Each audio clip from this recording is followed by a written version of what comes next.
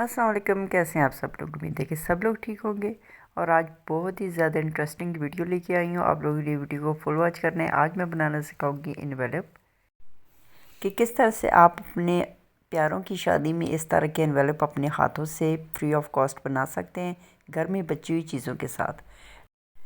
तो जिन जिन चीज़ों की ज़रूरत है वो मैं आपको दिखा रही हूँ और साथ में मैं बता भी देती हूँ कि मेरे पास बची हुई थी लेस, साथ में डोरी, और दो मैंने आपको अभी दिखाई थी बारबेक्यू स्टिक्स।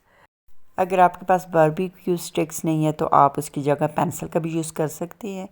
इसके अलावा खूबसूरत सा फैब्रिक जो कि आपके कई कपड़ों से बचा हुआ है वो ले लें। साथ में है फैब्रिक ग्लू, दो टसल्स हैं, और साथ में लेना है चार्ट पेपर। और चार्ट पेपर पतला वाला लेना है, जो थोड़ा सा मोटा होता है वो नहीं लेना। फैब्रिक ग्लू की हेल्प से चार्ट पेपर के ऊपर मैंने इस कपड़े को चिपका लिया है। बाकी जो जो मैं दिखा रही हूँ आप लोग वीडियो देखें, तो इसमें आपको देखने से समझ आएगी, ना कि मेरे बोलने से। तो चलिए जी, ओके, अल्लाह हाफ़िज़। वीडियो पसंद आ जाती है तो वीडियो को लाइक कर दें और चैनल को भी सब्सक्राइब कर देना। आपने वीडियो को फुल वॉच करना है, तभी आपको समझ आएगी कि कौन सी चीज़ किस तरह से लगानी है। तो वीडियो देखिए।